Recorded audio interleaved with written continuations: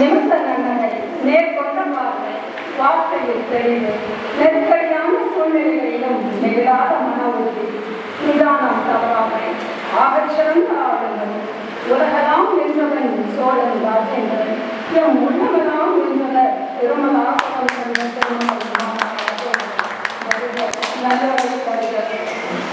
இரண்டு நூல்கள் சிறப்பாக வெளியிடப்பட்டிருக்கின்ற இந்த நிகழ்விற்கு தலைமையேற்றிருக்கின்ற நமது மண்ணின் பெருமைக்குரிய தவ புதல்வர்களில் ஒருவர், தொல்லியல் துறையின் ஆகச்சிறந்த ஆய்வாளர்களில் ஒருவர் ஐயா சேமா கணபதி அவர்களே, முன்னிலை வகித்து அழகிய உரையை தந்த தமிழ்துறை தலைவர், பொதுவாழ்வில் நான் படுகின்ற காயங்களுக்கு ஒரு மருந்தாக வாய்த்த அருமை சித்தப்பா பேராசிரியர் ஆச்சா ராமையா அவர்களே, மிகச்சிறப்பான ஆய்வுரையை சற்று காலம் அதிகமாக எடுத்துக்கொண்டாலும் வழங்கி சிறந்திருக்கிற, பரணியாற்றங்கரையில் பல நிகழ்ச்சிகளிலே பேசி நமது மண்ணுக்கு பெருமை சேர்க்கின்ற பேராசிரியர் சவுந்தரராஜன், தொடக்கத்தில் ரத்தின சுருக்கமாக ஆய்வு உரையாக வழங்கிய பாசமிகு பேராசிரியர் சிவக்குமார், நன்றி உரை ஆற்ற இருக்கின்ற பிரான்சிஸ், இன்றைய விழாவின் நாயகர்களாக அமர்ந்திருக்கின்ற அன்புக்கும் பாசத்துக்கும் உரிய ஆசிரியர்கள், அத்தான்மார்கள், காசிப்பாண்டியன், பேராசிரியர் சமரசம், இந்த நிகழ்வில் பங்கேற்று பெருமைப்படுத்திக் கொண்டிருக்கிற அருமை பேராசிரியர் முருகையா பாண்டியன், பேராசிரியர் சாமிதாஸ், பேராசிரியர் செந்தில், பேராசிரியர் ரமேஷ், பரணிக்கரையில் எனக்கு ஒரு துணையாக வாய்த்த நல்லாசிரியர்களில் நல்லாசிரியர் ஐயா வை ராமசாமி, கொண்டையங்கோட்டை மறவர் சங்கத்தின் மாநில பொதுச் செயலாளர், தெற்கச்சம்பட்டி மண்ணின் பெருமைக்குரிய புதல்வர்களில் ஒருவர் அன்புக்குரிய அத்தான் செந்தூர் பாண்டியன், தேவர்களூரி மீட்பு இயக்கத்தின் முன்னணி தலகர்த்தர்களாக விளங்கிய அன்பு தோழன் பெரிய பாண்டியன், தம்பி தினகரன், தம்பி ராமசாமி, திராவிட முன்னேற்ற கழகத்தின் ஒன்றிய செயலாளர், மேடைக்கு வந்து நூலாசிரியர்களை போற்றி வணங்கிய நமது அன்புக்குரிய மைத்துனர் பால்ராஜ், மறுமலர்ச்சி திமுகவின் ஒன்றிய செயலாளர், இந்த மண்ணின் புதல்வர் வழக்கறிஞர் சுபாஷ் சந்திர போஸ், திராவிட முன்னேற்ற கழகத்தின் முன்னணி தோழர் பசுபதி பாண்டியன், அரங்கில் நிறைந்திருக்கின்ற பெருமக்கள், நன்றி உரை ஆற்ற இருக்கின்ற 1984 சிதம்பராபுரத்திற்கு பூலித்தேவன் ஈடேற்ற மன்றத்தில் பேச வருமாறு பசும்பொன் தேவர்களூரி மாணவனான என்னை அழைத்து பெருமைப்படுத்திய அன்பு அண்ணன் பிரான்சிஸ், மேடையில் எதிரில் திரண்டிருக்கின்ற அறிவார்ந்த மக்கள் அனைவருக்கும் வணக்கம். காலை 8 மணி கோயில்பட்டி, 10 மணி சிவகாசி, 12 மணி சங்கரங்கோயில், 2 மணி திருமலாபுரம், 4 மணி பனவடலி சத்திரி நரிக்குடி இந்த மர்க்காலங்குளம் பகுதி, இரவு 8:40க்கு ட்ரெயினை பிடிச்சு காலையில் சென்னை. இப்படித்தான் பாலைவனத்தில் பாதணி இல்லாமல் பயணம் செய்கின்ற பொதுவாழ்வு என்கிற அந்த கடமையிலே ஈடுபட்டிருக்கின்ற என்னை போன்றவர்களுக்கு மனதிற்கு இதம் தரும் நிகழ்வாக இந்த விழா அமைந்திருக்கிறது ஒரு பெருமைக்குரியதாக இருக்கிறது. சொல்லுக சொல்லை பிரிதோர் சொல், அச்சொல்லை வெல்லும் சொல் இன்மை அறிந்து, குறள் இலக்கணம் சொல்றார். ஒரு சொல்லை நீ சொன்னால் அதை வெல்லுவார் இல்லாத சொல்லாக, வெற்றி சொல்லாக படைத்திடு என்று வள்ளுவர் சொல்லுக்கு இலக்கணம் சொல்கிறார். நான் தேவர்களூரியின் மாணவனாக வளர்ந்தவர். அதற்கு முன்னால் நான் பயின்றது பன்னிக்கோணேந்தல் அரசு மேல்நிலைப்பள்ளி, இலவச மாணவர் விடுதியில் நான் ஒரு மாணவர், சீர்மரபினர் மாணவர். அந்த விடுதியில் 9ஆம் வகுப்பு 10ஆம் வகுப்பு படிக்கின்ற போது ஒரு முதுகலை பட்டம் பெற்ற ஒருவர் மத்தியான வெயிலுக்குள் நடந்து வந்து 30 மாணவர்களையும் அமர வைத்து லெக்சர் கொடுப்பார்கள், அறிவுரை புகட்டுவார்கள், திராவிட இயக்க கருத்துக்களை சொல்லுவார்கள், பெற்றோர்கள் என்ன செய்கிறார்கள் என்று எடுத்து சொல்வார்கள், ஆங்கில இலக்கணத்தை எவ்வாறு எழுத வேண்டும் என்று கற்பிப்பார்கள். அவர் யார் என்றால் ஆசிரியர் பே காசிப்பாண்டி. நான் சொல்லுவது நான் 9, 10 படிக்கிற போது. அவர்கள் வேலைக்கு சென்றார்களா செல்லவில்லையா என்கிற நிலை எனக்கு தெரியாது. கல்லூரிக்கு சென்றேன். நான் படித்தது வணிகவியல். எனது பேராசிரியர்கள் எதிரே இருக்கிறார்கள். வணிகவியல் படித்தாலும் பிகாம் படித்தால் பேங்க் வேலை உறுதி என்பதற்காக பெற்றோர்கள் கம்பல் செய்து அந்த படிப்பிலே சேர்ந்தோம். ஆனால் நான் விரும்புவது, நான் காதலிப்பது, நான் ரசிப்பது, நான் படிப்பது வரலாறும் தமிழும் தான் என்கிற அடிப்படையில் நான் நேசித்த பேராசிரியர் மற்றொரு நூலாசிரியரான பெருமைக்குரிய அத்தான் சமரசம் அவர்கள். அவர்கள் பாடம் நடத்தியதை வரலாற்று மாணவர்கள் வந்து எங்களிடம் சொல்லுகிற போது எங்கள் மேனி சிலிர்க்கும். தேவர்கல்லூரி மேடையிலே அத்தான் பேராசிரியர் சமரசம் அவர்கள் பேசுகிறார் என்றால் அனல் தெரிக்கும். தமிழினுடைய அத்தனை சக்தியையும் திரட்டி பேசுவார்கள். அவர்கள் நாட்டின் உச்சத்தை தொடவில்லையே, சிகரத்தை அடையவில்லையே என்கிற கவலையும் ஏக்கமும் ஒவ்வொரு நாளும் என்னை ஆட்கொள்ளும். குடும்ப சூழ்நிலை, வட்டார சூழ்நிலை, அவர்கள் அதை தான் செல்ல முடியவில்லை.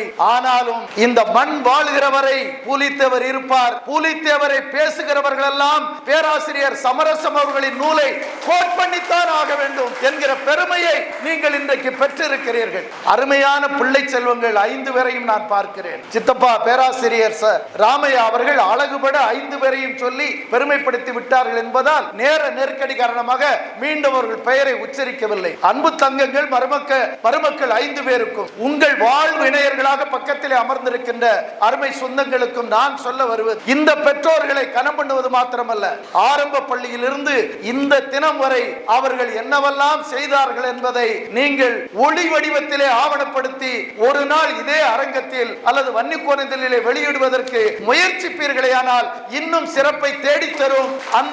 அதை ஒரு இலக்கியம் போல் நீங்கள் செய்திட வேண்டும் என்கிற என் அவாவை நான் வெளிப்படுத்துகிறேன். அங்கே நம்முடைய விழா எங்க நடக்குன்னா, கிழக்க சாயமலை, மேற்க ஊத்துமலை, ரெண்டுமே வரலாற்று பிரசித்தி பெற்றது. ரெண்டுக்கும் நடுவுல அடிவாரத்தில் இப்ப நம்ம உட்கார்ந்து இந்த விழாவை நடத்துக்கிறோம். அதான் நான் எனக்கு தமிழ் செய்யுள் 4 தடவை 3 தடவை வாசிச்சாலே எல்லாமே மனப்பாடம் ஆயிரும். நான் பல பேருக்கு தெரியும். நான் 9th ஸ்டாண்டர்ட்ல படிச்ச தமிழ் செய்யுளை இப்ப என்னால சொல்லிட முடியும். ஆனா அத்தான் அவர்கள் எழுதிய மரபு கவிதை, இந்த சாயமலை சரித்திர அந்த கவிதைகளை உயர்நடை மரபு கவிதை. அவர்கள் பொருளாதார ஆசிரியர், ஆங்கிலம் படித்தவர்கள். ஆனால் பொருளாதாரம் படித்த ஒரு ஆசிரியர் தமிழில் இவ்வளவு தெளிவாக மரபு கவிதையை எழுத முடியுமா என்று நான் வியப்பில் ஆழ்ந்திருக்கிறேன். தப்பான கவிதைகள், ஆனால் ரசனை நிறைந்த கவிதைகளை ஏராளமாக 2 முறை படித்து விட்டேன். நான் முதலில் படித்து முடித்தவுடன் அவர்களுக்கு தொலைபேசியிலே சொன்னேன், உங்கள் கவிதை இன்பமாக இருக்கு. எனக்கு கவிதை எழுத வர, உங்கள் கவிதை இன்பமாக இருக்கிறது, இனிமையாக இருக்கிறது, படிக்க படிக்க சுவையாக இருக்கிறது, இந்த மண்ணுக்கு பண்படுத்துகிற கவிதையாக அந்த கவிதை இருக்கிறது. அவர்கள் எழுதிய அந்த அண்ணன் சவுந்தரராஜன் குறிப்பிட்டதை போல கொலைக்களம், காதற்களம், அறிவுக்களம், பகைக்களம், எழுச்சிக்களம், அதே போல செங்களம் என்று 6 களங்களை மையப்படுத்தி 69 கவிதைகளை நூலில் தந்திருக்கிறார்கள். அதில் அத்தான் அவர்களுக்கு ஒரு சிறப்பு, காதற்களத்தில் மட்டும் 19 கவிதைகளை தந்திருக்கிறார்கள். அதுதான் அதிகபட்சம். அத்தானும் காதலுக்கும் என்ன சம்பந்தம், என்ன தொடர்பு என்று எனக்கு தெரியாது. ஆனால் வெகு அழகாக என்னை தனியாக இந்த கவிதை நூலை பற்றி படிக்க வைத்தால், சொல்ல எனக்கு வாய்ப்பு கிடைக்குமே ஆனால், நேரம் கிடைக்குமே ஆனால், அதை முழுமையாக அலசி ஆராய்ந்து விடுவேன் என்கிற அளவிற்கு நீங்கள் இந்த மண்ணுக்கு தலை சிறந்த ஒரு நூலை படைத்திருக்கிறீர்கள். காதலை பற்றி, சாதி மோதலை பற்றி, சமுதாய சீரழிவை பற்றி, மறவர் பேரினம் இப்படி வீழ்ந்துபட்டு கிடக்கிறதே, நீ எழுந்து நிற்பது என்னால் என்கிற கோப கனலோடு கவிதைகளை படைத்து நமக்கு அவர்கள் ஒப்படைத்திருக்கின்றார்கள். அதிலே ஒரு கவிதை, வாழ்வீச்சே எம் வாழ்வு என்ற வலிமறவர் சினமஞ்சி தாளது புடைக்க ஓடினானோ கதிர். குற்றால குறவஞ்சையிலே திரிகூட ராசப்ப கவிராயர் தான் அப்படி படித்து நான் அப்படி எழுதி நான் படித்திருக்கிறேன். 2வது திரிகூட ராசப்பராக ஆசிரியர் காசிப்பாண்டியர் அவர்களை நான் பார்க்கிறேன்.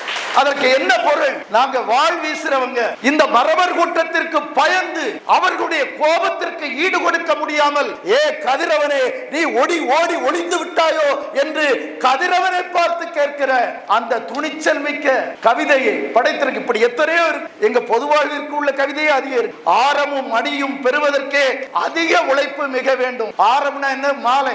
ஆரமும் அணியும் உங்களை பலரும் போற்றி உங்களை அணிமணிகள் அணிவித்து போற்ற வேண்டும் என்று சொன்னால் நீங்கள் அதிகமாக உழைக்க வேண்டும். இது அரசியலுக்கும் பொருந்தும், மானிட குலத்துக்கும் பொருந்தும். அடுத்து ரொம்ப சுருக்கமா, நீதிமான் காசித்தேவருடைய வம்ச மரபிலே வந்த இந்த பெருமக்கள், ஐயா பெரியசாமி தேவர் என்ற ஒரு புனித மகனுடைய பிள்ளை செல்வங்களாக வாய்த்த இந்த பெருமக்கள் எத்தனை நிதானமா இருக்கிறாங்க. இதுக்கு ஒரே உதாரணம், இல்லாமைக்கு ஏங்காதே, இருப்பதை சிறக்க செய். இது வள்ளலார் சொன்னது.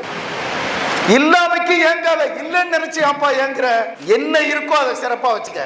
ஆசையே துன்பத்துக்கு காரணம் என்று சொன்ன சித்தார்த்த புத்தனுக்கும் காசி பாண்டியனுக்கும் நான் வேறுபாடை உணரவில்லை. அப்படி சிறப்பாக இந்த நூலை படைத்திருக்கிறார்கள். நமது மண் பெருமை விட அதில் ஒரு சிறப்பு எனக்கு விளங்கவில்லை. நீங்கள் மரவனூர் கற்பனை உரை படைத்தீர்கள், சங்குத்தேவரை படைத்தீர்கள், சங்குத்தேவரின் காதல் மனைவி கயலை படைத்தீர்கள். சங்குத்தேவருக்கு எல்லா ஊர்களிலும் இடையூறுக்காக இருப்பதை போல ஒருவனை படைத்தீர்கள். சீர்கட்ட அவனுக்கு சீராளன் என்று பெயர் சூட்டி இருக்கிறீர்கள்.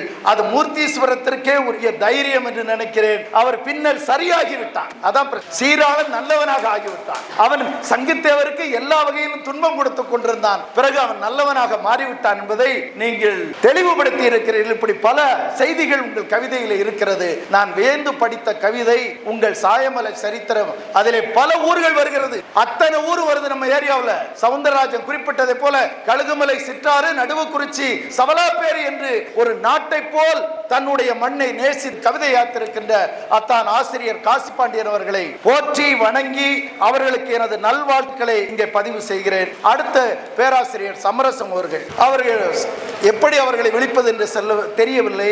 இங்கே பேராசிரியர் சுவாமிதாஸ் உட்கார்ந்திருக்கிறார். அவர் எனக்கு 2 வருடம் முந்தி படித்தார். எம்கா முடித்துவிட்டு எனக்கே பேராசிரியராக வந்து விட்டார்கள். அது ஒரு சிறப்பு. அவருக்கு பிறகு யாரும் பேராசிரியராக வந்தது மாதிரி தெரியவில்லை. அப்போது அவர்களுடைய திருமணம் நகரத்துக்கு போயிருக்கிறோம் 84ஆம் ஆண்டு. அங்க டாக்டர் ஏஆர் பொன்னையா, என்னை முதுகலை பட்டதாரியாக உருவாக்கிய டாக்டர் ஏஆர் பொன்னையா அவர்கள் இந்த திருமணத்தை நடத்தி வச்சுட்டு, என்னப்பா திருவிழாத்து பையன் எல்லா ஊர்லயும் போய் மேடையில் பேசி நம்ம காலேஜுக்கு பேர் வாங்கி கொடுத்துருக்கிறானே, அவன் ஏன் எம்காம் சேரதுக்கு வரலையா, வர சொல்லுப்பா, ஏன் வரல சமரசம், நீங்க சொல்லி வர வைங்க என்று சொல்லி பேராசிரியர் சமரசம் அவர்கள் அப்போது என்னிடம் சொன்னார்கள், உங்களை பிரின்சிபால் உடனே வந்து எம்காம் அட்மிஷன் போட சொல்லுகிறார் என்று சொன்னார்கள். அந்த நாளிலிருந்து அத்தான் சமரசம் அவர்களோடு எனக்கான பந்தம் தொடர்கிறது. அவர்கள் இந்த நூலை மிகச்சிறப்பாக புலித்தேவர் குறித்து ஆங்கில நூலை தீட்டியிருக்கிறார். புலித்தேவரை ஒவ்வொருவரும் ஒவ்வொரு கோணத்தில் ஒவ்வொரு பார்வையில் பார்க்கிறீர்கள். அது குறித்து இங்கே பேசி இருக்கிறீர்கள். நான் எல்லாவற்றிலும் வித்தியாசமாக புலித்தேவனை பார்க்க. புலித்தேவன் ஒரு சிறிய பாளையத்துக்குரிய பாளையக்காரன் தான். எப்படி பாளையக்காரன் ஆனார்? 1300 1800 வரை 500 ஆண்டுகால வரலாற்றை 158 பக்கங்களிலே அடக்கி நமக்கு தந்திருக்கிறவர் பேராசிரியர் சமரசம். 500 ஆண்டுகள் வர்றார். ஒரு நாள் 2 நாள்ல அந்த புத்தகத்தில் இருக்கு. யாராவது புலித்தேவர் குறித்து ஏதேனும் சந்தேகம் வந்தால் பேராசிரியர் சமரசம் எழுதிய இந்த புலித்தேவர் ஆங்கில நூலிலே அந்த சந்தேகத்தை நிவர்த்தி சொல்வதற்கு ஆவணங்கள் இருக்கின்றன. புலித்தேவரை பொறுத்தமட்டில் தேடி போய் எதிரியே என் மண்ணுக்கு, இந்த மண்ணில உனக்கு என்ன வேலை என்று கேட்ட ஒரே பாளையக்காரன், முதல் பாளையக்காரன் தேவர் தான். நெற்கட்டஞ்சவனுக்கு வந்தவனை மறிச்சு எங்க ஊரை விட்டு ஓடி போன்னு சொல்லல. திருநெல்வேலிக்கு வந்த கேப்டன் லெப்டினன்ட் கர்னல் இன்னிச விரட்டி அடிக்கார். சிறுவில்லுத்தூருக்கு வந்துகிட்டு இருக்கிற அடுத்த ஒரு கேப்டனை இங்க இருந்து படை விரட்டி போய் துரத்தி அடிக்கார். இன்னொரு பக்கத்துல களக்காடுக்கு உனக்கு என்னடா வேலை என்று சொல்லி திருவனந்தபுரம் மார்த்தாண்ட மன்னனை கூட்டு சேர்ந்துகிட்டு பொது எதிரி வெள்ளைக்காரன் அவனை விரட்டுவோம் சொல்லி விரட்டி அடிக்கிறார். மதுரை வரை போகிறார். களக்காட்டில் யுத்தம், கயத்தாரின் யுத்தம், கங்கை கொண்டாரின் யுத்தம், இங்கிருந்து 25 கிலோமீட்டர் இங்கிருந்து நரியுத்து மேட்டிலே யுத்தம் என்று யுத்த களங்கள் 15 ஆண்டுகளிலே 12 யுத்த களங்களிலே 10 களங்களை புலித்தேவர் பாளையத்திற்கு வெளியே நடத்துகிறார். அதுதான் சிறப்பு. புலித்தேவர் தன்னுடைய சொந்த பாளையத்திற்கு மட்டும் பாடுபட்டவர் அல்ல. என் மண்ணின் எந்த திசையிலும் உனக்கு அனுமதி இல்லை என்று சொன்ன மாபெரும் முதல் புரட்சியாளர் புலித்தேவர் என்பதை பேராசிரியர் சமரசம் நிறுவியிருக்கிறார். அவருடைய நூல் நமக்கு சுட்டி காட்டுகிறது. இன்னொன்று செய்தி, இந்த நூலில் பார்த்தால் புலித்தேவர் குதிரையிலே இருக்கிறார். எங்கேயாவது புலித்தேவரை நீங்க குதிரையில பார்த்திருக்க முடியாது. புலித்தேவரை குதிரையில், ஏனென்றால் புலித்தேவர் ஆட்சி காலத்தில் குதிரைப்படை மிகச் சிறப்பாக இயங்கியிருக்கு. நம்முடைய கிராமத்து கும்மி பாடல்களில், அதுவும் வாசுதேவநல்லூர் பகுதியில் கும்மி பாடல்கள், சிந்து பாடல்கள் உண்டு. பல்லிசை வாத்தியம் தான் முழங்க, பட்டத்து யானையும் முன்னடக்க, குதிரையில் 500 வீரரடி, அவர் கொண்டையங்கோட்டை மறவரடி, மற்றவர் சேனை சைனியம் 10,000, மன்னன் பூலியும் வாராரடி. இப்படி பாடல்கள் ஏராளமாக உண்டு. அந்த குதிரை படையை வைத்து பூலித்தேவர் சாதித்தார் என்பதை அட்டைப்படத்தில் விளக்கமாக சொன்ன முதல் நூலாசிரியர் நம்ம பேராசிரியர் சமரசம் அவர்கள்.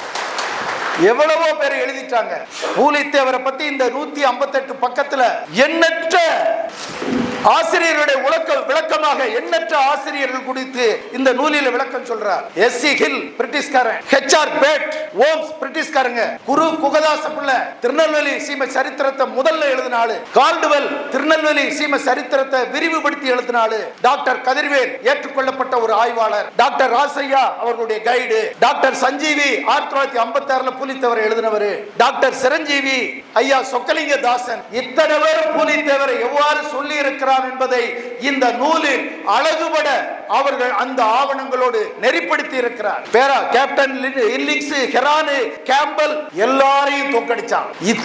வெள்ளக்காரன் நம்மால முடியாது தான் நவாப் துணையோட வந்தான். நவாப் நம்மால முடியாது தான் மருதநாயகம் கான் சாஹிப் யூசுப் கானை விட்டான். அந்த யூசுப் கானை இந்த மண்ணில் தோற்கடித்த ஒரே பாளையக்காரன் நெற்கடிஞ்சவர் புலித்தேவர் தான். ஒரே ஆள் அவர் தான், வேற யாரும் அவனை தோற்கடிக்க முடியல. மதுரை எவன்டா திண்டுக்கலுக்கு போனா எல்லா இடத்திலும் யூசுப் கானை பார்த்து பயந்து தலைதெறிக்க பாளையங்கள் ஓடின ஒரே ஒருவன் தான் நிலைத்து நின்று நீ என்னடா என் நாட்டை ஆள்வது என்று யூசுப் கானை விரட்டி அடித்த பெருமையும் புலித்தேவருக்கு உண்டு. சவுந்தரராஜனும் மற்றவர்களும் குறிப்பிட்டதை போல புலித்தேவர் விசாலமான மார்பு மாத்திரமல்ல, விசாலமான மனதும் கொண்டவர். மாபூஸ் கான் புலித்தேவர் எடுத்து சண்டை போட்டவர். ஒரு கட்டத்தில் புலித்தேவரோட இணைஞ்சு வந்திருந்தார். அந்த மாபூஸ் கானுக்கு அடைக்கலம் தந்து ஒரே ஒரு முஸ்லிம் தானே, இத்தனை லட்சம் இந்துக்கள் இருக்கமே நினைக்கல, அவர் வழிபடுவதற்கு மசூதையும் கட்டி வைத்த அந்த மனதுக்கு சொந்தக்காரர் புலித்தேவர். வரலாற்றை நம்ம மறந்துடக்கூடாது. அந்த பெருமை அவருக்கு இருக்கிறது. அனைத்து சமூகங்களையும் அரவணைத்துக் கொண்டு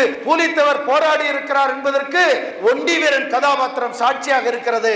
அதை மறைக்காமல் பேராசிரியர் சமரசம் இதில் எழுதியிருக்கிறார். இப்படி எல்லா வகையிலும் மாமன்னர் புலித்தேவர் தலை சிறந்த ஆட்சியாளராக, மன்னராக, அனைத்து சமூகங்களும் ஏற்றுக்கொள்ளக்கூடிய தலைவராக, மன்னராக, எனது மண்ணு மாத்திரமல்ல ஒட்டுமொத்த என் மண்ணுக்குள் எதிரியை அனுமதிக்க மாட்டேன் என்று சொன்ன வீர திருமகனாக, ஒரு வெற்றி வேந்தராக நமக்கு அவர் காட்சி அளிக்கிறார். கான்ஃபெடரன்சி என்று அத்தான் அவர்கள் ஆங்கிலத்தில் எழுதியிருக்கிறார். பொது எதிரியை வீழ்த்துவதற்கு கூட்டு சேர்ந்து கொள்வது. ஒரு எதிரியை வீழ்த்தணும், மார்த்தாண்டவர்ம நீ வா, பிரெஞ்சுக்காரனை கூப்பிடு, திண்டுக்கல் ஐதர் அலியை பாரு, எல்லாரையும் கூட்டு சேர்ந்து பொது எதிரி வெள்ளைக்காரனை வீழ்த்துவதற்கு புலித்தேவர் இன்றைக்கு அந்த வியூகத்தை அமைத்து மாபெரும் வெற்றி பெற்றிருக்கிறார். ஏறக்குறைய நேதாஜி சுபாஷ் சந்திர போஸ் அவர்கள் புலித்தேவர் காலத்திற்கு 70 ஆண்டு காலத்திற்கு பிறகு ஜெர்மனுக்கு சென்று அந்த யுத்தத்தை வெள்ளைக்காரனுக்கு எதிராக நடத்துவதற்கு முயற்சித்தார் என்று சொன்னால் நேதாஜிக்கு வழிகாட்டியாக புலித்தேவர் வரலாறு இருக்கிறது என்பது நாம் ஆய்வு கண்ணோட்டத்தில் பார்த்தால் உணர்ந்து கொள்ள முடியும். இந்த செய்திகள் எல்லாம் ஏராளமாக இருக்கிறது. அத்தான் இருவரையும் பெருமைப்படுத்துவதற்கு இந்த விழாவை கொஞ்சம் கொஞ்சமாக எடுத்து போட்டு அவர்களுடைய படித்த பள்ளிக்கூடத்திலிருந்து ஆரம்பியுங்கள். அரசியலில் நாங்கள் பல இடத்திற்கு போகிறோம். பல பெருமக்கள் தங்கள் பெற்றோருக்கு இப்படி செய்வதை நாங்கள் பார்த்திருக்கிறோம். அப்பா படித்த பள்ளிக்கூடம், அவர்கள் விளையாடிய திடல், அவர்கள் இருந்த பழைய காலத்து வீடுகள், அவர்கள் பயன்படுத்துகிற கிணறுகள், அவர்கள் போய் படித்த கல்லூரி, அத்தானுடைய ராஜித் வண்டி என்னால் மறக்க முடியாது. அக்கா சுசிலா அவர்கள் மறந்திருந்தாலும் நான் மறக்க முடியாது. ஏனென்றால் அவ்வளவு ஃபேமஸ். நிதானமாக வருவார்கள். ரெண்டு பேருமே ஒண்ணுதான். ரெண்டு பேருமே போன்ல பேசும்போது யார் பேசுறான்னு தெரியாது, பேரை சொன்னா தான் தெரியும். மாப்பிள்ளை அப்படிங்கிற போது இது சின்னவங்களா பெரியவங்களான்னு தெரியாது. மூன்றாவது ஒரு அத்தான் இங்க உட்கார்ந்து இருக்கிறார். அவர் பியூர் விவசாயி. மூவரும் மூவேந்தர்களான்னு சொல்ல முடியாது. ஏன்னா மூவேந்தர்கள் ஒற்றுமையா ஒரு காலம் இருந்து, ஆனா இவங்க மூவேந்தர்களும் ஒற்றுமையா இருக்காங்க. அதில் இவங்க ரெண்டு வரையும் பார்க்கிறப்ப எனக்கு என்ன தோணும் தெரியுமா? நீ பேச நினைப்பதெல்லாம் நான் பேச வேண்டும், நாளோடும் பொழுதோடும் உறவாண்ட வேண்டும், நீ காணும் உலகங்கள் நான் காண வேண்டும்னு ஒரு அருமையான பாடல் கவியரசு கண்ணதாசன் பாடலை பாடுவாங்க. உங்க ரெண்டு பேரை பார்க்கிறோம். இவங்க என்ன சொல்றாங்க அவங்களுக்கு, அவங்க என்ன சொல்றாங்க இவங்களுக்கு கருத்து வேறுபாடே கிடையாதா? எதுவும் வித்தியாசமாவே இவங்களுக்குள்ள இருக்காதா? நாங்களும் அண்ணன் தம்பியில் இருக்கிறோம், சட்டாப்புடான்னு சத்தம் ஆயிரும், ஆனா இவங்களுக்குள்ள எதுவும் இல்லையேன்னு சொல்லி நான் வியப்பா பார்ப்பேன். இங்க வந்திருக்கிற சகோதரர்களுக்கு சொல்லுங்க, ஒரு பேராசிரியர் காசி பாண்டியனும் ஒரு ஆசிரியர் பெருமகன் காசி பாண்டியனும் ஒரு பேராசிரியர் பெருந்தகை சமரசமும் போல் வாழ்வதற்கு குடும்பத்திலே நீங்கள் பழகிக் கொள்ளுங்கள். புலித்தேவனை படிக்கிறீர்களோ சாயமலையை படிக்கிறீர்களோ நான் கவலைப்படவில்லை. இந்த மண் பயனுற போட்டி, பொறாமை, பூசல், குடும்பத்திற்குள்ளே சண்டை, சிக்கல் அத்தனையும் நிறைந்ததாக சமுதாயம் சீர்கெட்டுக் கொண்டிருக்கிறது. கவலையோடு நான் சொல்லுகிறேன், அந்த கவலை போக்குகிற மருந்து மூர்த்தீஸ்வரத்தில் இருக்கிறார்கள். காசி பாண்டியனாக, சமரசமாக, சண்முக பாண்டியனாக அவர்களை பின்பற்றுங்கள். காலம் வரலாறு உங்களை நாளெல்லாம் போற்றிக் கொண்டே இருக்கும். இந்த நூலை தமிழ் படுத்தி வெளியிடுவதற்கு நாங்கள் முயற்சிகளை மேற்கொள்வோம். ஐயா பாவாணர் நம்ம பனவள்ளி சத்திரத்தில் பிறந்தார். இன்னும் சொல்ல போனா நம்ம தமிழ் நிலாவுக்கும் தென்னிசைக்கும் தாயார் இருக்காங்க இல்லையா, அவங்க தாயார் ஸ்ரீ முத்தாத்தாள் அவர்களுக்கு நெருங்கிய உறவு பாவாணர். இந்த ஊராட்சி மன்ற தலைவருக்கு நெருங்கிய உறவு பாவாணர். நான் முரம்பு பாவாணர் கூட்டத்தில் போய் அதை பேசினேன். இங்க இருந்து கூட்டு போய் அங்க அவங்கள எங்க ஊர்க்காரன்னு சொன்னேன். என் பேஸ்புக்ல தோழர்கள் படிச்சிருப்பாங்க. பாவாணர் என் மண்ணை சேர்ந்தவர் என்று நான் முழுமையான வரலாற்றை எழுதினேன். எவராலும் மறுக்க முடியவில்லை. அந்த பாவாணர் பேரிலே அண்ணன் பிரான்ஸ் அவருடைய ஒப்புதலோடு சொல்லுகிறேன், இந்த பகுதியிலே அவருக்கான ஒரு முதல்ல சங்கரங்கோயில ஒரு கோட்டம் வருது. தளபதி மு.க. ஸ்டாலின் அவருடைய ஆட்சியில் ஒரு கோட்டம் வருது. அந்த கோட்டம் உருவாக்கப்படும். நமது பனவடலி மண்ணில் எல்லோரையும் கட்டி ஜாதி மதம் எல்லாவற்றையும் கடந்து பனவடலி சத்திரம் மண்ணிலே பாவாணருக்கு ஒரு முதலில் ஒரு சங்கத்தை நிறுவி தோழருடைய ஒத்துழைப்போடு ஐயா சொன்ன அடுத்த கட்டத்திற்கு அதை நகர்த்துவோம் என்று கூறி பனவடலி சத்திரம் வரலாற்றுல சுதந்திரம் வாங்கின பிறகு இல்ல, சுதந்திரம் வாங்கினதுக்கு முன்ன இருந்த வரலாற்றுல இப்படி ஒரு அழகிய நிகழ்ச்சி வடிவமைக்கப்பட்டதே இல்லை. இந்த பெருமையும் மேன்மக்கள் உங்களுக்கு சாரும் என சொல்லி நீண்ட நேரம் பேசியதற்கு பொறுத்துக் கொள்ள வேண்டும் என்று கேட்டு அத்தான்மாருடைய ஏற்புரையை வீடியோவில் தான் வருங்காலத்தில் கேட்க வேண்டிய நிலை ஏற்படுகிறது. நான் எதிர்பாராமலும் அவசரமாகவும் செல்ல வேண்டிய கடமைப்பாட்டோடு இருக்கிறேன் என்று கூறி உங்கள் புகழ் என்றென்றும் நிலைத்திருக்கும். உங்கள் பொதுவாழ்வு பயணத்திற்கு உங்கள் பயணத்திற்கு நாங்கள் உறுதுணையாக இருப்போம் என்று சொல்லி வள்ளுவர் நிறைவாக சொல்வார், ஒன்றா உலகத்து உயர்ந்த புகழல்லால் ஒன்றாது நிற்பது ஒன்று இல்லை என்பார். அது உங்களுக்கு பொருந்தும். அதுக்கு என்ன பொருள்? வீடு வாசல் சொத்து சுகம் நகை நட்டு எதுவும் நிலையானதல்ல. இந்த மண்ணில் ஈட்டுகிற உன் பெயர் ஈட்டுகிறாயே அதுதான் நிலையானது. ராஜேந்திர சோழன் பெயர் நிலையானது, ராஜராஜன் நிலையானது, பூலித்தேவர் நிலையானது, பசுமன் முத்துராமலிங்க தேவர் நிலையானது, பேரறிஞர் அண்ணா நிலையானது, பெரியார் நிலையானது, காமராஜர் நிலையானது, அண்ணல் அம்பேத்கர் நிலையானது, பேராசிரியர் சமரசம் ஆசிரியர் காசிப்பாண்டியன் பெயர் இந்த புத்தகத்தை தீட்டியதால் நிலையானது. உங்கள் பணி தொடரட்டும். நாங்கள் துணை இருப்போம். வணக்கம்.